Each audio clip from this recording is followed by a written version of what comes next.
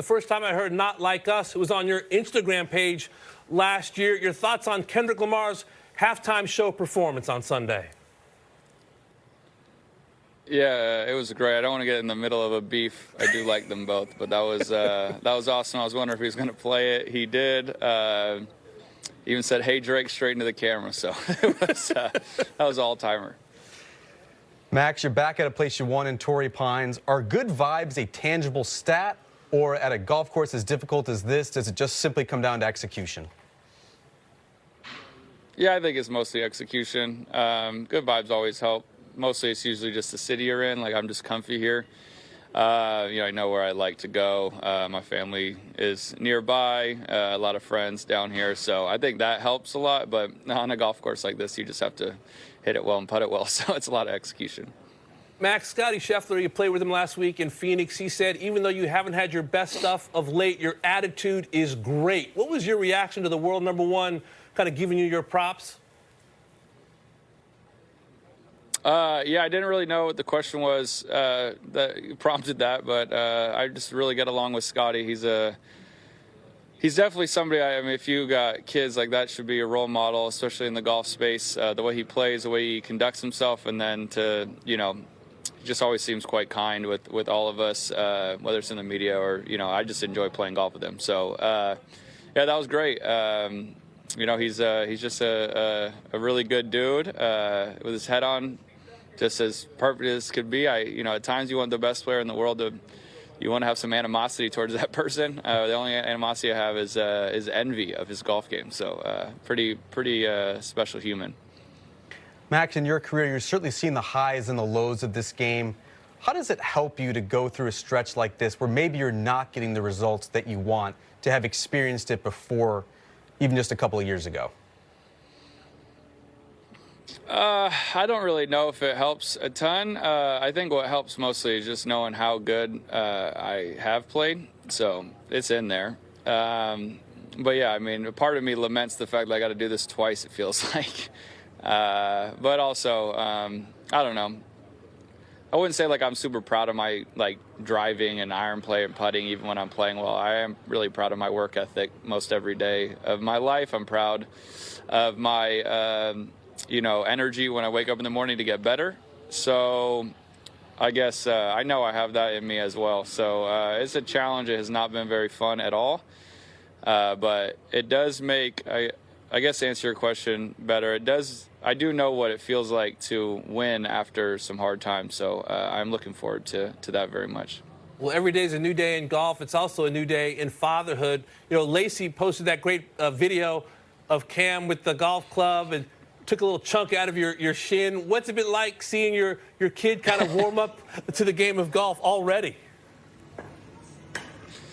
Yeah, I mean, he's around it a lot. We got a putting green in the backyard, so he goes out there too.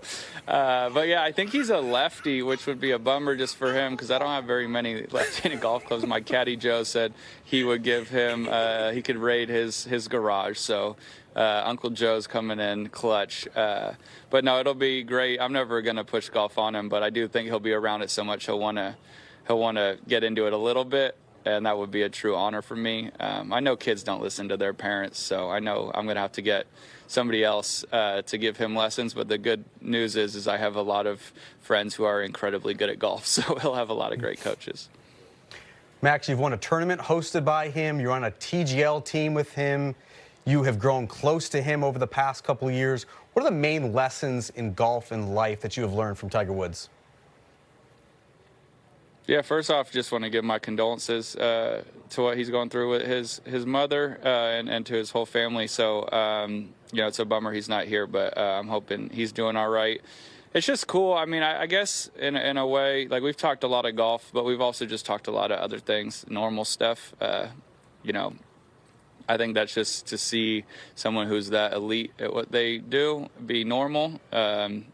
He's like everybody, we have our quirks and we have our obsessions of things, but to also just be able to talk about the Dodgers and the Lakers and mess around a little bit is awesome. But I try to pick his brain as much as I can when I'm around him, but also just you know, at times you just got to be normal, turn off the golf brain, and enjoy yourself. So it's been really fun to be on his TGL team and spend some time with them. And I don't know, it just never gets old watching them swing in golf clubs. So it's cool to do it in person from very close up. You know, you mentioned the Dodgers and the Lakers, and few ride harder for their hometowns than you do with Los Angeles. How difficult has it been to see your native city suffering the way it has over the past month or so? Yeah, it's been tough. You know, I know that this isn't like a new thing. Natural disasters happen all over. But this was the first one. You know, we've had fires in my hometown of Valencia a lot. We used to have them every other summer, but we expected them. People were used to them. Never thought one would happen where it did. Or not just one, a bunch. So it was just weird to, I don't know, be able to turn on the news and know exactly where they were and have my own memories from that area. Certain streets, hearing about certain restaurants, just places I've been. So that, I don't know, it was the first time I feel like one of these things really like hit home, other than just the general sympathy and empathy you have for people going through a hard time. This was like, you know, it felt very real because I could picture all of it so clearly. I'm honestly quite glad that we moved the event. I don't know, one, how you could have it up there, and two, I personally just didn't want to drive around and see it so fresh after. So I was fortunate that a lot of my friends and family, everyone was safe. Home's not exactly always safe, but just happy everybody is healthy and got out at the appropriate time. But my heart's out to everybody, goes out to everybody. It's been tough, and you know, the news cycle goes, it's kind of, it seems like it's on the back page of everything now, but it's still at the forefront of a lot of our minds. So glad this tournament's going on, glad they're doing a lot of great things for the California Fire Foundation, and just trying to help rebuild that thing as quickly and best we can. Max, changing topics just a little bit, at this golf course 2 years ago, you were sort of the walk and talk trailblazer. What do you think is the next frontier for broadcast enhancements, getting players and fans even better connected? Yeah, I'm not sure exactly what it will be, but I do think, you know, Justin Thomas wrote a letter a few weeks ago about access. I think we as players just being more accessible. I think it would, like, I've got a couple ideas, but maybe having players chat more, and you could just kind of use their voice to overlay it, but maybe just explain how they'd play a hole. I just think that when you watch these sports we watch all the time, like football, I've been fascinated listening to, you know, Romo and Brady. I like learn about football. It's something I've watched since I was a little kid, yet it's something so complex I don't exactly know what's going through their heads. So to learn from them, I want people to be able to play golf and learn a little bit. Instead of just seeing a golf shot and thinking, oh, that was conservative or aggressive, I'd like them to have an idea that, hey, actually that was exactly where he was trying to hit it because of this, and this chip he's hitting with this club because of this. You know, talk about grain, lies, things of that nature, so people can learn a bit more about the game and then either go try to do it on their own when they go play, or just have better context when they are watching the golf. I love that idea. It'd be quite informative. And give our viewers a sense of how long it takes you to snap back after you do an interview, even a walk and talk. Are you able to lock back in quickly? Does it take you out of your routine? Or are you able to kind of say goodbye, thank you, and you're right back to being kind of in go mode, in game mode?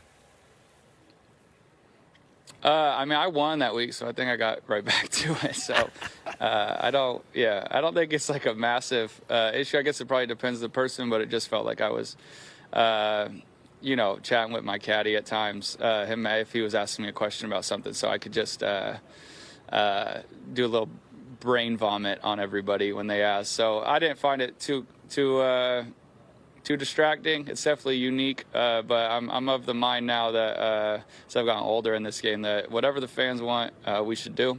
So if they like that, we should do that more. If they have better ideas, we should do that more. So if it helps the fan experience, I am here for it.